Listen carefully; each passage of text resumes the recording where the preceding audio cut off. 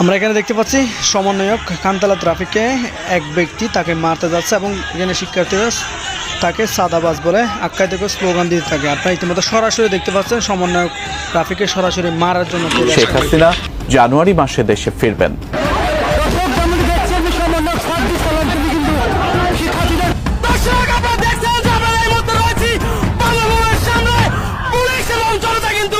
তাদের কিন্তু একটাই অপরাধ ছিল, তারা শেখ হাসিনাকে আনতে চেয়েছিল, সেই জন্যই কিন্তু তাদের এই অবস্থা। আপনারা দেখুন রাজপথে। এই ফেব্রুয়ারি মাসের মধ্যেই শেখ হাসিনা বাংলাদেশে ঢুকে যাবে। অনুরোধ থাকবে যে আপনারা সারা বাংলাদেশে শেখ হাসিনা গণসংবর্ধনা কমিটি গঠন করুন।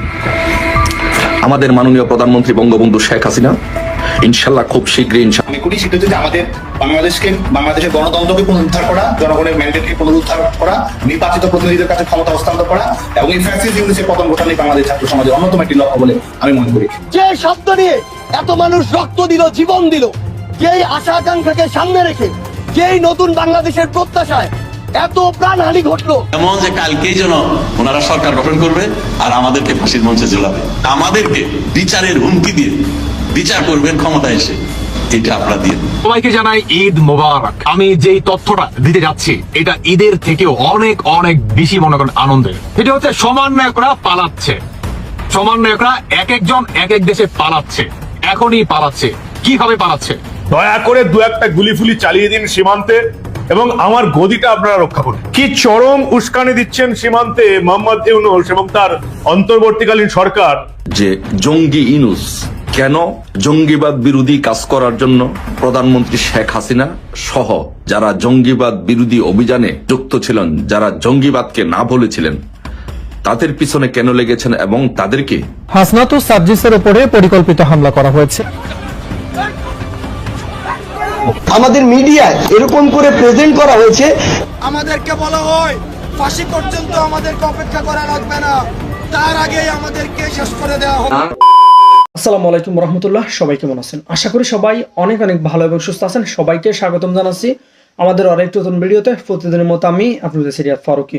দর্শক, আজকের ভিডিও টাইটেল এবং থাম্বনেল দেখে ইতিমধ্যে বুঝতে পেরেছেন কি বিষয়টা নিয়ে কথা বলবো। ভিডিওর শুরুতে আপনারা বেশ কিছু অংশ বিশেষ দেখেছেন, যেখানে বুঝতে পেরেছেন বর্তমানে দেশের যে চলমান পরিস্থিতি, দেশের যে বর্তমান অবস্থান, সেটা নিয়ে আমরা কিছু অংশ দেখে বুঝতে পেরেছেন আজকের ভিডিওটি কতটুকু গুরুত্বপূর্ণ হতে চলেছে। তাই সবাইকে আমি অনুরোধ করব দেশের বর্তমান পরিস্থিতি জানতে বা দেশের বর্তমান অবস্থা কি সেটা সম্পর্কে জানতে অবশ্যই আজকের ভিডিওটি আপনাদের জন্য অনেক অনেক গুরুত্বপূর্ণ। তাই সবাইকে অনুরোধ করব ভিডিওটি সবাই আশা করে ধৈর্য সহকারে শেষ পর্যন্ত দেখবে। দর্শক, আর বেশি কথা বলছি না, আমরা একটা ভিডিও প্রস্তুতির মাধ্যমে একটু বিস্তারিত দেখে আসবো। তার আগে আপনাকে ছোট্ট একটি অনুরোধ জানিয়ে রাখতেছে, যারা আমাদের ফারুকি অনলাইন ইউটিউব চ্যানেলটিতে এখনো নতুন আছেন প্লিজ দয়া করে আমাদের চ্যানেল সাবস্ক্রাইব করে সাথে থাকবেন।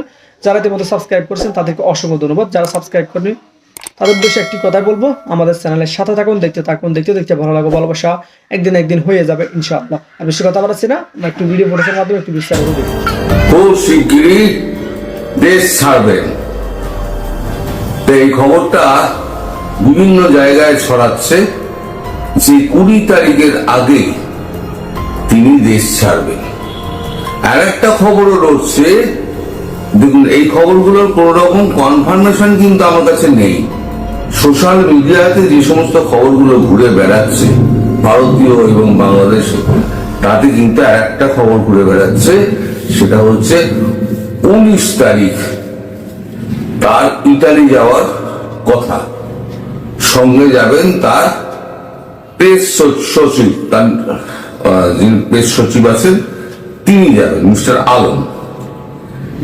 এখন সেখান থেকে উনি আদৌ দেশে ফিরবেন কিনা সেটা নিয়ে অবশ্য আমি কিছু বলতে পারবো না। তবে ডক্টর ইউনূস যে চাপ আর নিতে পারছেন না সেটা কিন্তু চোখ মুখ দেখে বোঝা যাচ্ছে। তার মুখে সে হাসি নেই, সেই সরলতা নেই, সেই লোকের সঙ্গে দেখা করে তার সঙ্গে একেবারে উন্মুক্ত হৃদয়ে তার সঙ্গে যে কথা বলা, যে স্বভাবটা যাচ্ছিল, সেগুলো সব চলে গেছে। তিনি নিজের মধ্যে নিজেকে গুটিয়ে নিয়েছেন। বোঝা যাচ্ছে তিনি আর চাপ নিতে পারছেন না, দেশের যে একটা বিরাট চাপ সেটাও নিতে পারছেন না। প্লাস এখানে ডোনাল্ড ট্রাম্প যে সমস্ত টুইট করে চলেছেন সেই টুইটে কিন্তু উনি আরো পাগল হয়ে গেছেন। ডোনাল্ড ট্রাম্প সম্প্রতি একটা টুইট করেছেন। সো আসুন আজকে আমরা দেখি যে জঙ্গি ইনুস কেন জঙ্গিবাদ বিরোধী কাজ করার জন্য প্রধানমন্ত্রী শেখ হাসিনা সহ যারা জঙ্গিবাদ বিরোধী অভিযানে যুক্ত ছিলেন, যারা জঙ্গিবাদকে না বলেছিলেন, তাদের পিছনে কেন লেগেছেন এবং তাদেরকে কেন শেষ করে দেওয়ার চেষ্টা করা হচ্ছে, কেন এই জঙ্গি ইনুস যারা জঙ্গি বিরোধী কাজে সবসময় অ্যাক্টিভ থেকেছেন এবং জঙ্গি বিরোধী অবস্থান নিয়েছিলেন, কেন তাদেরকে এই জঙ্গি ইনুস তাদেরকে শেষ করে দিতে চাচ্ছেন। এর অন্যতম কারণ হচ্ছে নাম্বার 1 যেটা হচ্ছে যে সেটি হচ্ছে যে যদি শেখ হাসিনা সহ যারা জঙ্গি বিরোধী অভিযান চালিয়েছিলেন তাদেরকে যদি বাংলাদেশ থেকে শেষ করে দেওয়া যায়, তাহলে এই জঙ্গি ইনুস বাংলাদেশে সে যে আইএস এর যে এজেন্ডা নিয়ে আসছে সেই এজেন্ডা বাস্তবায়ন করতে পারবে এবং বাংলাদেশে জঙ্গিবাদ প্রতিষ্ঠিত করতে পারবে। এই জন্য জঙ্গি ইনুস মাননীয় প্রধানমন্ত্রী শেখ হাসিনার পিছনে লেগেছেন এবং শেখ হাসিনা সহ যারা জঙ্গি বিরোধী অভিযানে অ্যাক্টিভ ছিলেন তাদেরকে শেষ করে দিতে চাচ্ছেন। বাংলাদেশে 2001 সাল থেকে 2006 সাল পর্যন্ত আপনারা সারা বাংলাদেশে দেখেছেন যে বাংলাদেশ ছিল জঙ্গিবাদের অভয়ারণ্য। বাংলাদেশে 63টি জেলায়, 64টি জেলার মধ্যে 63টি জেলায় একসাথে জঙ্গি হামলা হয়েছে, বোমা ফুটেছে। বাংলাদেশে জঙ্গিবাদীরা 10 ট্রাক অস্ত্র এনেছিল এই জঙ্গিবাদ প্রতিষ্ঠিত করার জন্য। বাংলাদেশে প্রতিষ্ঠিত জঙ্গি গ্রুপগুলোর মধ্যে হুজি, যেটা হরকাতুল জিহাদ, জেএমবি, লস্করে তৈয়বা, জোশে ইসলাম সহ এই বড় বড় জঙ্গি গোষ্ঠীগুলো বাংলাদেশে 2001 সাল থেকে 6 সাল পর্যন্ত তাদের কার্যক্রম নির্দ্বিধায় বাংলাদেশে করতে পেরেছে। এই জঙ্গিবাদের কার্যক্রম 2009 সাল পর্যন্ত এটা বাংলাদেশে চলমান ছিল। যখন 2008 সালে নির্বাচনের পরে বঙ্গবন্ধু কন্যা যখন ক্ষমতায় আসলেন, তখন উনি বাংলাদেশকে জঙ্গিবাদ মুক্ত ঘোষণা করেন। উনি জঙ্গিবাদের বিপক্ষে অবস্থান নেন এবং জঙ্গিবাদকে না বলে বাংলাদেশে জঙ্গিবাদের বিরুদ্ধে যুদ্ধ ঘোষণা করেন। এখন এই কারণে এই জঙ্গি ইনুস, সুৎখুর মহাজন ফ্যাসিস্ট ইনুস তখন থেকেই জঙ্গিদের সাথে সম্পৃক্ততা তার বেড়ে ওঠে। জঙ্গিরা তখন তার আশ্রয় নেয় যে কিভাবে বাংলাদেশ থেকে শেখ হাসিনা সহ যারা জঙ্গি বিরোধী অবস্থান নিয়েছে তাদেরকে বাংলাদেশ থেকে বিতাড়িত করা যায়। তারপরে শেখ হাসিনা 2008 সালে নির্বাচনে বিজয়ী হয়ে এসে ঘোষণা করেন যে বাংলাদেশকে জঙ্গিবাদের প্ল্যাটফর্ম হিসাবে ব্যবহার করা যাবে না, এটি উনি ঘোষণা করেন। এবং উনি আরো ঘোষণা করেন যে দক্ষিণ এশিয়াতে, শুধু বাংলাদেশ নয়, দক্ষিণ এশিয়াতে সম্মিলিতভাবে এই জঙ্গিবাদকে মোকাবেলা করতে হবে। যার জন্য শেখ হাসিনা আসার পর এইসব যত জঙ্গিবাদী কার্যক্রম আছে, এই জঙ্গিবাদী কার্যক্রমগুলো বাংলাদেশ থেকে বন্ধ হয়ে যায়। যখন এই জঙ্গিবাদী কার্যক্রমগুলো বাংলাদেশ থেকে বন্ধ হয়ে যায়, তখন এই জঙ্গিবাদী চক্রগুলো, যাদের যে নেটওয়ার্ক আছে, সেই নেটওয়ার্কগুলো এই জঙ্গি ইনুস, সুৎখোর মহাজন ইনুসের সাথে যোগাযোগ শুরু করেন। এবং এই জন্য আজকে এই সুৎখোর মহাজন ইনুস জঙ্গিদের উপরে ভর করে, জঙ্গিদের সাথে থেকে জঙ্গিদের উপর ভর করে, জঙ্গিদেরকে ব্যবহার করে বাংলাদেশকে শেখ হাসিনা সরকারের পতন নিশ্চিত করে এক বাংলাদেশে এক জঙ্গিবাদের অভয়ারণ্যে পরিণত করেছে। ব্রিটিশ হাই কমিশনার যে ছিলেন, সাবেক যে ব্রিটিশ হাই কমিশনার ছিলেন জেমস এফ মরিয়াটি, উনি উইকিলিক্সে কিন্তু এই শেখ হাসিনার জঙ্গি বিরোধী অভিযানের প্রশংসা করেছেন এবং বলেছেন যে বাংলাদেশের বাংলাদেশ থেকে জঙ্গিবাদ বিতরণের জন্য শেখ হাসিনা সরকার, আওয়ামী লীগ সরকার কিভাবে কাজ করেছেন, সফলতার সহিত কাজ করেছেন। উনি জেমস এফ মরিয়ার্টি এটা উইকিলিক্সে এটার প্রশংসা করেছেন। আপনারা দেখেছেন একজন ব্রিটিশ হাই কমিশনার আনোয়ার চৌধুরীর উপরে সিলেটের শাহজালাল মাজারে জিয়ারত করতে যখন গিয়েছিলেন তার উপরে কিভাবে হামলা করা হয়েছিল। এর কি বিচার হয়েছে? বিচার হয় না। এরকম বাংলাদেশে বিএনপি জামাত আমলে যে জঙ্গিদের উত্থান হয়েছিল, অসংখ্য জঙ্গি হামলা হয়েছিল, কিন্তু আওয়ামী লীগ সরকার যখন ক্ষমতায় আসছে, যখনই কোনো জঙ্গি মাথা চারা দেওয়ার চেষ্টা করা হয়েছে তখনই তাদেরকে একদম মূল উপড়ে ফেলার চেষ্টা করা হয়েছে। যেমন আমি দুটি ঘটনা বলি, যে হোলি আর্টিজানে যে ঘটনা হয়েছিল এবং রংপুরে যে জাপানিকে হত্যা করা হয়েছিল, এই দুটি হত্যার পরে কিন্তু জঙ্গিদেরকে একদম সমূলে উৎপাটন করার সিদ্ধান্ত হয় এবং একদম তাদের সমূলে একদম তাদের ধ্বংস করে দেওয়া সকল কার্যক্রম হাতে নেওয়া হয়, তাদের বিরুদ্ধে একদম জিরো টলারেন্স ঘোষণা করা হয়।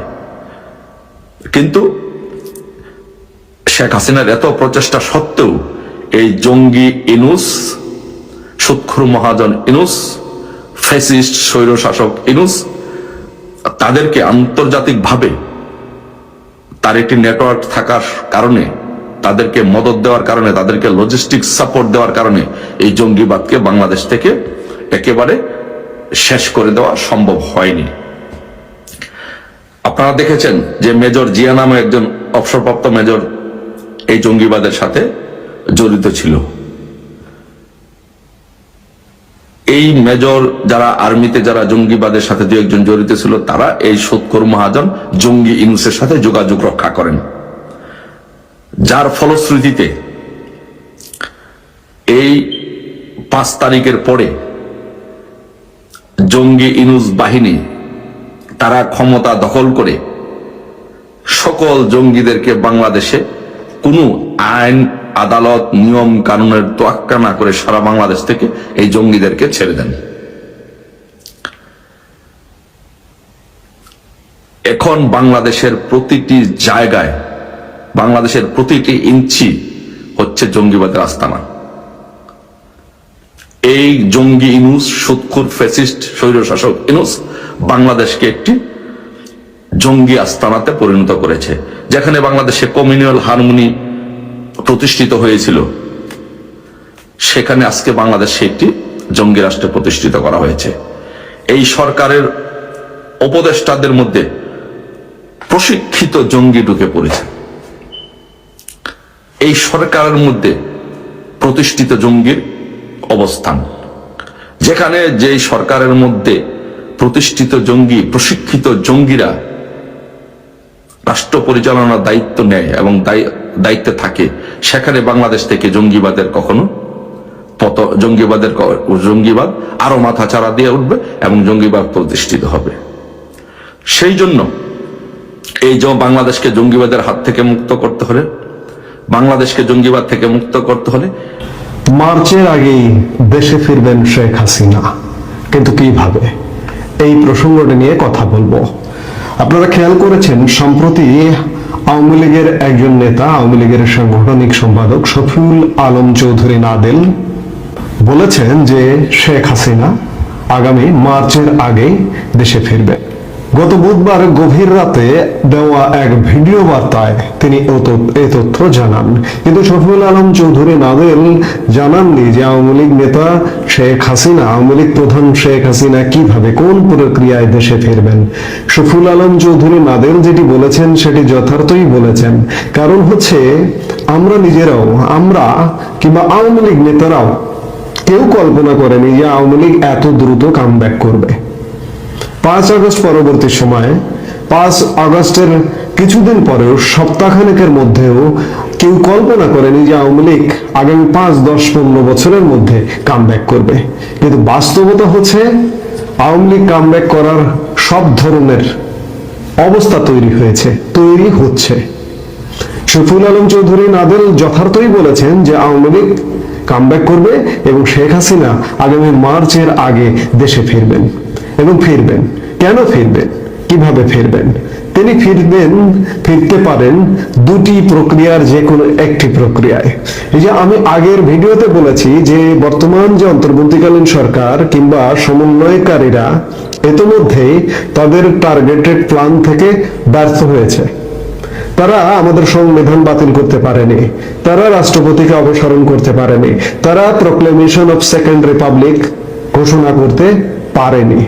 এই না পারবার ব্যর্থতায় শেখ হাসিনা ফিরে আসবে।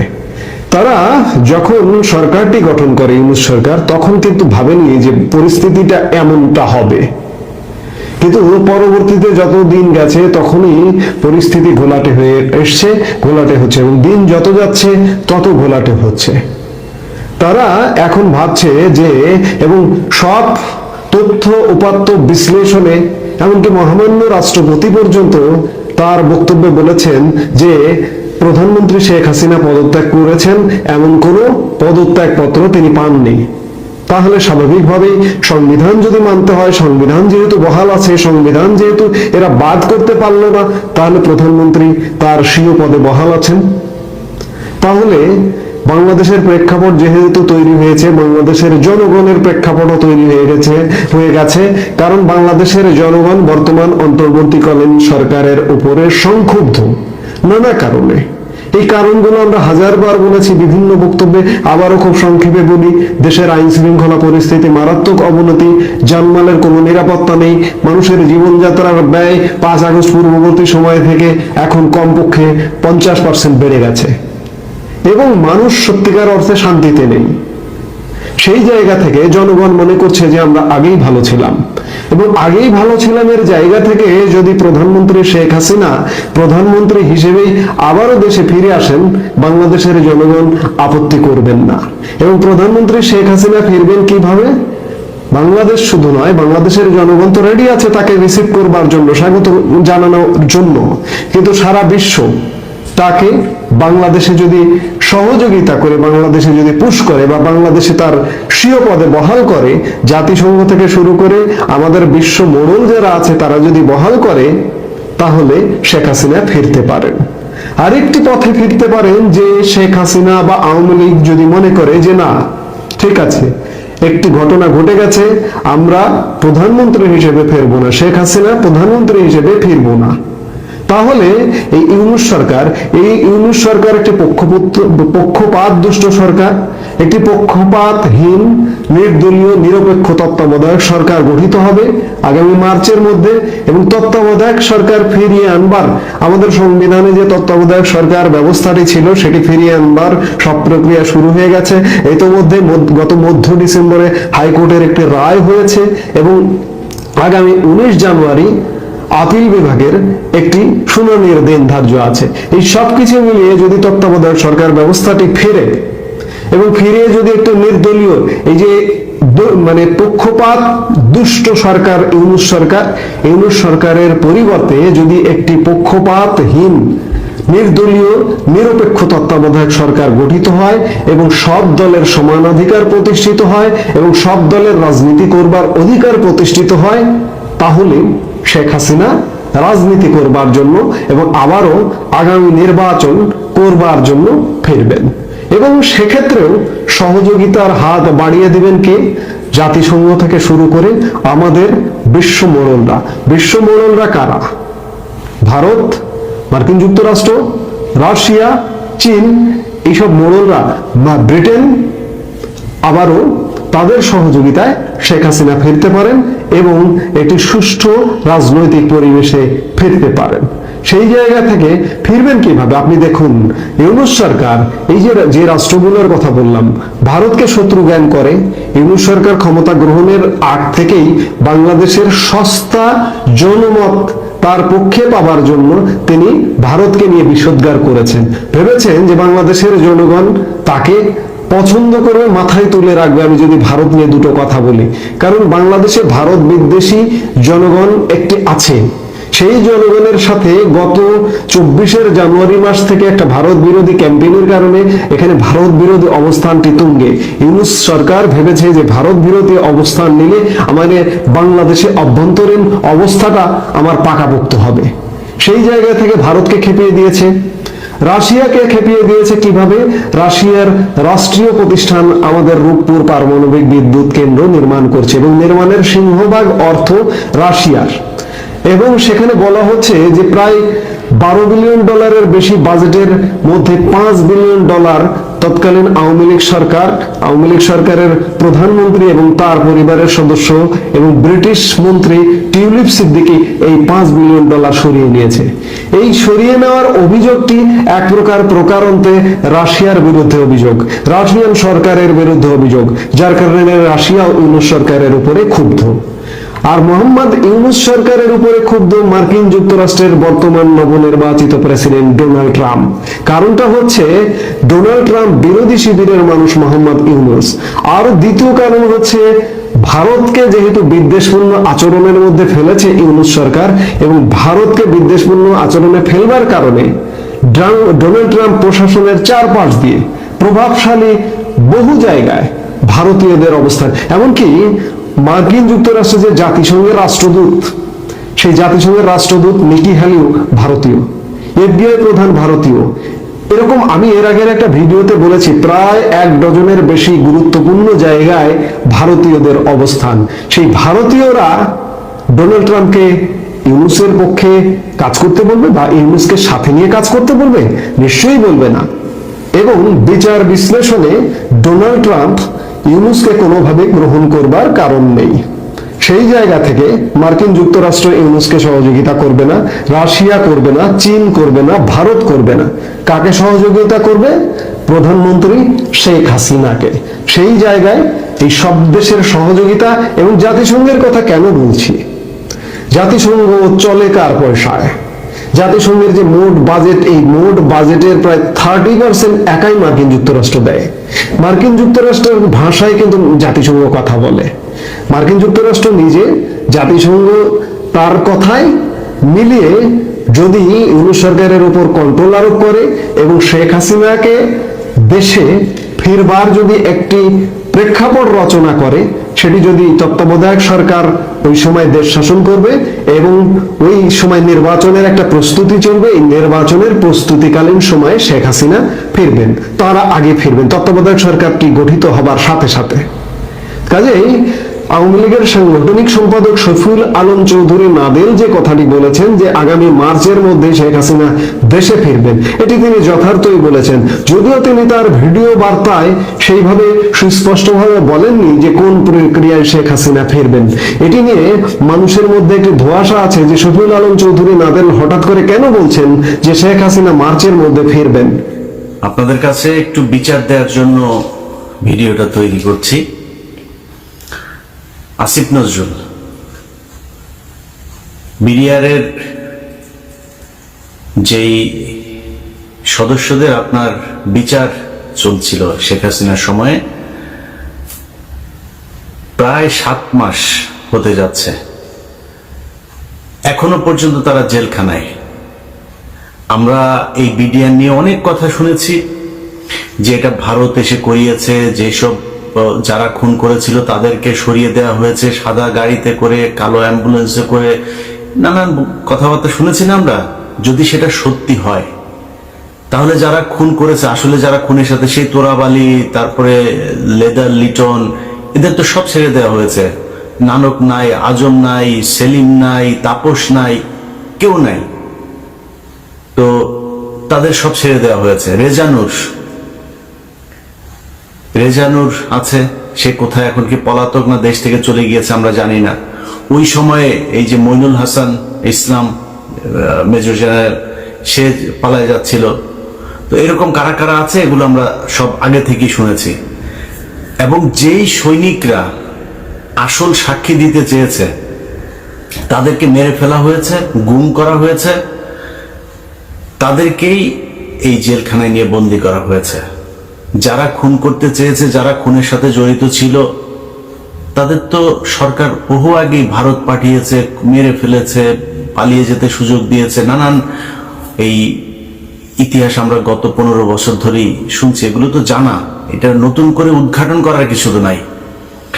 আসিফ নজরুল 7 মাসে এখন পর্যন্ত এই বিডিআর এর যে নিরীহ জওয়ানগুলো, যারা সব সত্য কথা, সত্য সাক্ষী দিয়েছিল, তাদেরকে আসামি বানিয়ে শেখ হাসিনা জেলখানায় রেখেছে, তাদেরকে এখনো আসিফ নজরুল জেলখানায় রাখলো। তাদেরকে জেলখানায় রাখার জন্য আসিফ নজরুল যত ধরনের ষড়যন্ত্র আছে সবকিছুই করছে। আমরা সেই 5 তারিখের পরের এই পর্যন্ত মোট 4টা শুনানি হলো। 4 শুনানিতে সবশেষ জানুয়ারির 8 তারিখে আমরা মনে করেছিলাম 9 তারিখে কিছু একটা হবে, অন্তত কয়েকজনকে ছাড়বে। দেখেন আসিফ নজরুল এই মানে ইন্ডিয়ান রয়ের এই সদস্য কত বড় খারাপ, কত অসভ্য, ওইভাবে পারে নাই। প্রথমবার বলেছে পিপি নিয়োগ হয়নি, তারপরে বলেছে পিপি প্রস্তুতি নেয় নাই, তারপরে পিপি পুরো রায়ের কপি সব পড়তে পারে নাই। এবার কি বলবে? কিছু তো একটা বলতে হবে। এখন ওই যে বক্সিগঞ্জের আপনার যেই কি আলিয়া মাদ্রাসার যেইটা, ওইটার মধ্যে নাটক টাটক সাজায়া, আবার তার মধ্যে আবার স্টুডেন্টদেরকেও এখানে নাটকের অংশ বানিয়েছে। কেউ যায় ঘর পুড়ে দিচ্ছে, কেউ করছে। আরে ভাই, আপনি ওইখানে করেন না বিচার, তাহলে কোথায় করবেন? আপনি জানেন না 9 তারিখে বিডিআর এর শুনানি আছে? জায়গাটা তো ঠিক করে রাখবেন, সেটা ঠিক করেন নাই কেন? একদিন আগে থেকে বিডিআর এর পরিবাররা দেশের বিভিন্ন জায়গা থেকে গরিব মানুষ এখানে এই শহীদ মিনারে এসে শুয়েছিল, কেউ যাইতে পারে নাই। আসিফ নজরুল শাওনের ঘরে যাইতে পারে, শহীদ মিনারে যাইতে পারে নাই, গিয়ে একটু বলতে পারে নাই যে আপনারা কোত্থেকে আসছেন, আমরা আপনাদের পাশে আছি, আপনারা তো আমারই দেশের মানুষ, ওকে আপনারা ঘরে ফিরে যান, আমরা দেখছি। আসিফ নজরুল বলার সুযোগ পায় নাই। কুকুরের ছানারা সিনেমা দেখতে যাইতে পারে, এইখানে আসার একজন উপদেষ্টার সময় পায় নাই। এখন হাঙ্গামা যদি লাগাই দেই, এদের তো কষ্ট আছে, তাই না? এদের পরিবারের লোকজন কেউ মারা গিয়েছে, পঙ্গু হয়ে, বিডিআর এর লোকজনের বর্ণনা শুনি পা নাড়াতে পারে না, পঙ্গু হয়ে গিয়েছে, হাঁটতে পারে না। কন্ডেম সেলে যারা থাকে তাদের অবস্থা আরো ভয়ঙ্কর।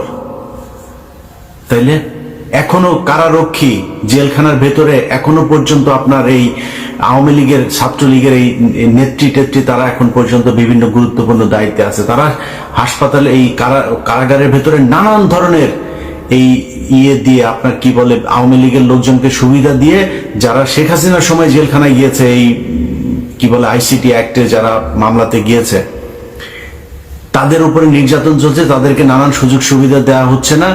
আর আওয়ামী লীগে যারা যাচ্ছে তাদেরকে সব ধরনের বাসার থেকে খাবার টাবার সবকিছু চলছে। এইভাবে এখনো পর্যন্ত জেলখানা চলছে। তো এই মানুষগুলোর পরিবারের তো কষ্ট আছে, তাই না?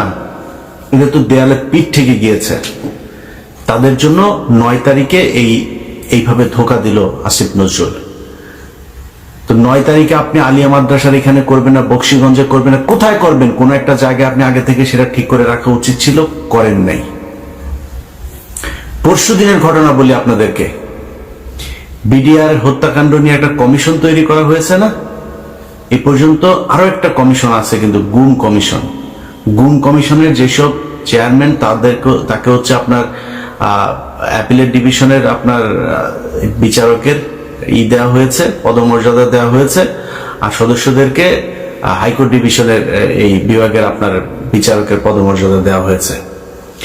এখন পরশু দিনের মিটিং এ এই যে সদস্য যে কজন ছিল, সেখানে এই মেজর জেনারেল ফজলুর রহমান সাহেবও ছিলেন।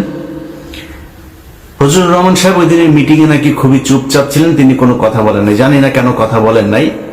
সদস্যরা সবাই দাবি করেছে তাদেরকে যেন ওই মর্যাদাটা দেয়া হয়। সেখানে বিশেষ করে স্বরাষ্ট্র সচিব, আরো কয়েকজন আমলা ছিল, তাদেরকে বলেছেন যে না, আপনাদের এত পদমর্যাদা লাগবে কেন, আপনারা কাজ শুরু করেন। পদমর্যাদা এই জন্যই লাগবে, তারা চাইলেই একজনের বিরুদ্ধে সমন জারি করতে পারবে, তারা চাইলেই একজনকে জিজ্ঞাসাবাদ করতে, চাইলে একজনকে আটক করার এই আদেশ দিতে পারবে, এই জন্য লাগবে। তাদের গাড়ি থাকবে, তাদের সিকিউরিটি থাকবে, তাদের সাথে গানম্যান থাকবে, এই জন্য তাদেরকে ওই পদমর্যাদা দিতে হবে। এটা দিতে চাচ্ছে না। আপনাদের নিশ্চয়ই মনে আছে, এই বিডিআর হত্যাকাণ্ড নিয়ে কমিশনই করতে চাচ্ছিল না। এখন কমিশন করে নানান ভাবে এটার মধ্যে একটা বাধা সৃষ্টি করে কোনোভাবে যাতে এটাকে ঠেকানো যায়। এখানে তো 1-2 টাকার খেলা না, তো পুরো দেশ, ইন্ডিয়া একদম রাষ্ট্রীয়ভাবে এটার বিরুদ্ধে। আর আসিফ নজরুল কাদের প্রোডাক্ট, সেই প্রথম আলো, ডেইলি স্টার, সেগুলো তো আমরা সবাই জানি। এগুলো এখন করা হচ্ছে নানানভাবে। বিডিআর এর সাংবাদিক বিভিন্ন মিডিয়ার মাধ্যমে এই বিডিআর হত্যাকাণ্ড নিয়ে একটা ধূম্রজাল তৈরি করার পায়তারা করা হচ্ছে। তো এইভাবে আসিফ নজরুল আপনি তো বাঁচাইতে পারবেন না। বিডিআর এর হত্যাকাণ্ড নিয়ে যত অডিও রেকর্ড, যত কাগজপত্র, যত ফাইল যা যা আছে, কমিশনের কাছে যা নাই ওইটা আমার কাছে আছে। এখান থেকে বাঁচতে পারবেন না। তো আমি কাজ করছি, দিন রাত খাটছি বিডিআর এর এই ফাইল নিয়ে। এক এক ফোন রেকর্ড, সেই 25 তারিখের, 26 তারিখের, 27 তারিখের এক এক ফোন রেকর্ড 1.5 ঘন্টা 2 ঘন্টা করে শুনছি, সারা দিন রাত এগুলো শুনছি, শুনে শুনে লিখছি। আমি তো ফাঁক ফোকর রাখবো না। এমন এক জিনিস বানাই দিব, এই কমিশন শুধু আমার ওই অনুসন্ধান দেখা যদি নাকি রায় দিয়ে দেয়, এনাফ, আর কিছু লাগবে না। আসিফ নজরুল আপনি যত টাকাই খান, যাই করেন, যেমনি চান, এটা বাঁচাইতে পারবেন না। আর যদি মনে করে থাকেন যা মনে চায় তাই করবেন, এই যে বাংলাদেশ ব্যাংকে রয়ের এক সদস্যকে আপনার বসানো হচ্ছে এখন, সব জায়গাতে আসিফ নজরুলের এই যে পিএস, বলেছিলাম না যে এবিএম খায়রুল হকের পিএস, মনে করেন যে সে জানে না বোধহয়, আমরা জানিয়ে দিয়েছিলাম তো না। ডট গ্যাং এর সদস্যরা, সাদিক আরমানরা একসাথে আমার উপর হামলা করে, মুরফায়ুব ভাই আমরা একসাথে ছিলাম, আমার উপর হামলা করে আমাকে এখানে মেরে আর পাঞ্জাবি ছিঁড়ে দেয়, আমাকে প্রচুর আমরা সামনাকারীদের সাথে বলবো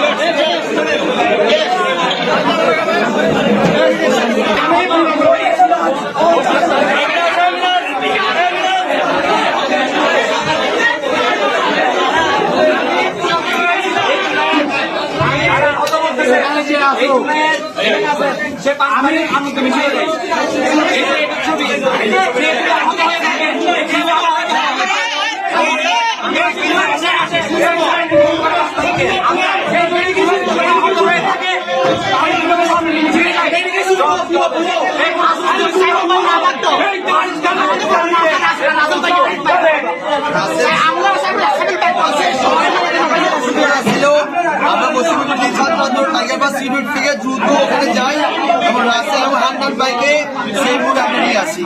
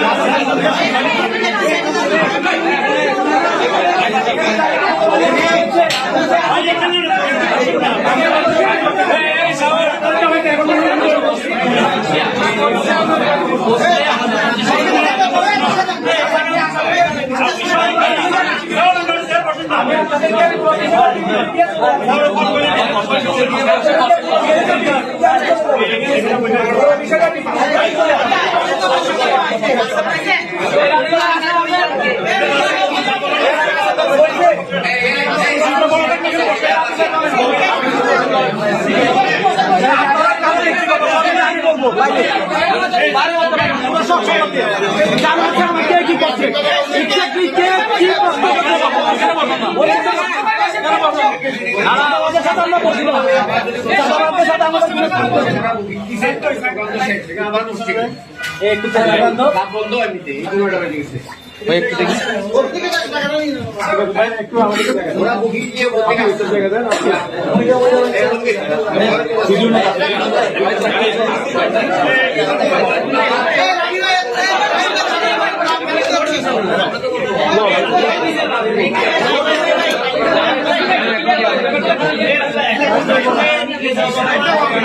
দর্শক এই বিষয়টা আপনার মতামত জানাবেন কমেন্ট সেকশনে। আর আমাদের চ্যানেলটিতে এখন নতুন থাকলে অবশ্যই চ্যানেলটি সাবস্ক্রাইব করে সাথে থাকবেন। আর কে কোথা থেকে আজকের ভিডিওটি দেখেছেন অবশ্যই দ্রুত কমেন্টে জানিয়ে ফেলুন। ধন্যবাদ সবাইকে। আল্লাহ।